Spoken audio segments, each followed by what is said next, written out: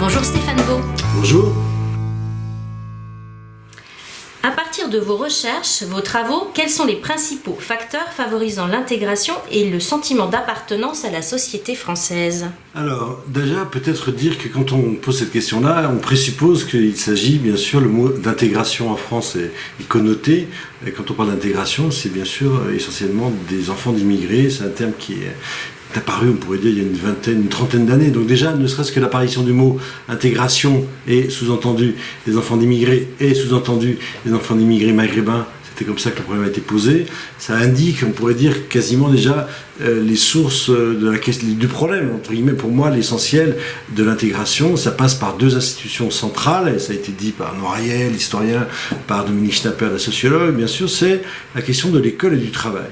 Puisque l'intégration, c'est ce qu'on oublie trop souvent, elle se fait naturellement pour les enfants d'immigrés, elle passe par l'acquisition de la langue française, ensuite elle passe par la fréquentation de différents amis, de groupes d'amis à l'école, dans le sport, dans les activités culturelles et autres, et bien sûr leur long passage par l'école. Et ensuite, l'intégration, le cap d'intégration, à mon avis, le plus important, le essentiel, qui intéressera bien sûr tous les syndicalistes de la France, c'est le travail. C'est l'insertion professionnelle. Je pense que c'est là que, bien évidemment, il faut le plus réfléchir, le plus insister sur cette question-là. Tout passe par le travail. Et justement, quand on dit aujourd'hui problème d'intégration, on a tendance à culturaliser le problème, à renvoyer ça à des origines nationales, voire à des cultures anthropologiques. Moi, je pense qu'il faut essentiellement évoquer la question de comment on s'intègre, comment on prend ou non un travail. Et comment aujourd'hui, depuis une vingtaine d'années, les difficultés d'insertion professionnelle se concentrent sur ceux qui ont peu de diplômes. Et en fait, le parallélisme se fait assez facilement. Ceux qui ont peu de diplômes en France, ce sont ceux qui sont issus de familles dites socialement défavorisées, essentiellement de milieux populaires, et notamment de milieux immigrés ayant grandi dans les cités HLM. Donc, une fois qu'on a le diagnostic, il est assez simple, il est de ce type-là. En revanche, effectivement, les mesures pour lutter, pour faire en sorte que cette intégration se fasse, sont des mesures qui sont, je dirais, coûteuses, il faut un certain courage aujourd'hui pour les prendre, et il faut bien évidemment, c'est un de mes chevaux de bataille, si on peut dire, il faut reconsidérer cette question-là en considérant que c'est central, c'est prioritaire. On ne peut pas laisser sur le bord du chemin, on ne peut pas laisser au bord de la route un tas d'enfants de notre pays qui sont passés à côté, qui n'ont pas réussi à entrer dans la voie scolaire la plus légitime et qui se sentent rejetés, et qui sont objectivement rejetés, et il faut aller les chercher, entre guillemets. Toutes les questions, bien sûr, on verra tout à l'heure, les questions centrales d'éducation populaire, parce que bien évidemment, ils ont, pour pas mal d'entre eux, ils ou elles, mais c'est surtout ils, pour les garçons, ont eu des parcours scolaires qui ne sont pas de réussite tous, et ils se sentent à l'écart, et bien sûr, après, ils vont développer des attitudes, des comportements qui peuvent apparaître comme étant difficile, entre guillemets, et notamment faisant obstacle à leur obtention d'un emploi. Comment associations sportives, éducation populaire, partis politiques, syndicats jouent-ils un rôle dans la construction de ce sentiment d'appartenance ? Comment ? Je dirais d'abord qu'ils jouent un rôle central. C'est-à-dire qu'en fait, il y a différentes manières d'appartenir à une société. Bon, je l'ai dit tout à l'heure, il y a la manière centrale, il y a bien sûr le travail, mais encore faut-il obtenir un emploi stable. Et bien évidemment, le centre, on pourrait dire, de la vie sociale, c'est comment obtenir des formes de reconnaissance dans la société, dans sa famille, parmi ses amis, parmi ses pairs.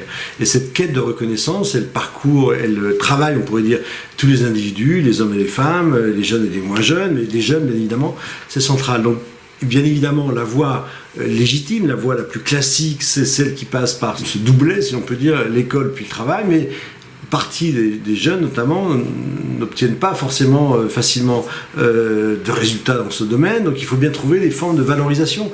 Et donc c'est ça qui est important, notamment dans le sport. Il se trouve que j'ai travaillé assez longuement sur la question du football, non pas uniquement parce que je suis un ancien pratiquant, mais parce que je pense que le sport, mais le foot, mais aussi d'autres sports, sont des vecteurs très importants d'intégration sociale, parce qu'à travers le sport, premièrement, vous apprenez des règles de vie, des disciplines, vous apprenez des consignes estime de coach, vous faites engueuler et vous vous fortifiez, si l'on peut dire, à travers une activité qui est votre activité souvent de passion, et vous grandissez de cette manière. Moi, j'ai beaucoup travaillé sur les trajectoires de footballeurs. C'est très, très frappant de voir à quel point le football les a sauvés. Alors bien sûr, dans le milieu intellectuel, on tend à considérer que c'est plutôt un pis-aller, mais moi je pense que le sport en général, c'est un facteur effectivement d'émancipation et de grandissement social. Autre aspect, bien sûr, le syndicat, tout ce qui est la vie collective, parce qu'en fait l'enjeu de tout ça, c'est sortir de sa bulle d'individus autocentrés et apprendre à jouer collectif, apprendre à vivre dans un collectif.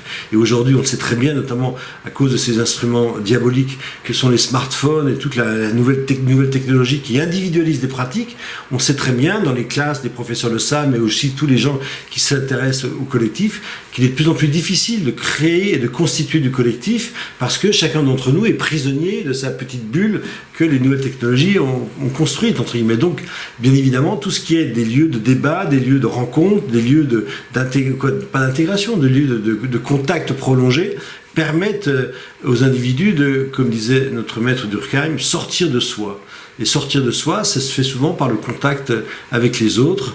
Et c'est cette expérience qui est souvent d'ailleurs assez fondatrice. Je prendrais comme exemple, quand je faisais ma thèse à Sochaux, en travaillant avec Michel Pialou, j'avais souvent été frappé par l'importance justement de l'intégration par les syndicats dans le milieu ouvrier. Parce que qu'est-ce que disaient les délégués syndicaux? Eh bien, ils apprenaient aux jeunes le métier. Ils apprenaient aux jeunes, voilà comment on se comporte au travail, quelles sont les règles officielles, mais des règles aussi officieuses, celles qui font qu'on est un bon camarade ou pas. Et ça, c'est très important, bien sûr, d'apprendre les ficelles du métier. Le travail, c'est pas uniquement les règles prescrites, ce sont aussi un tas d'habitudes sociales que seul le collectif permet de construire.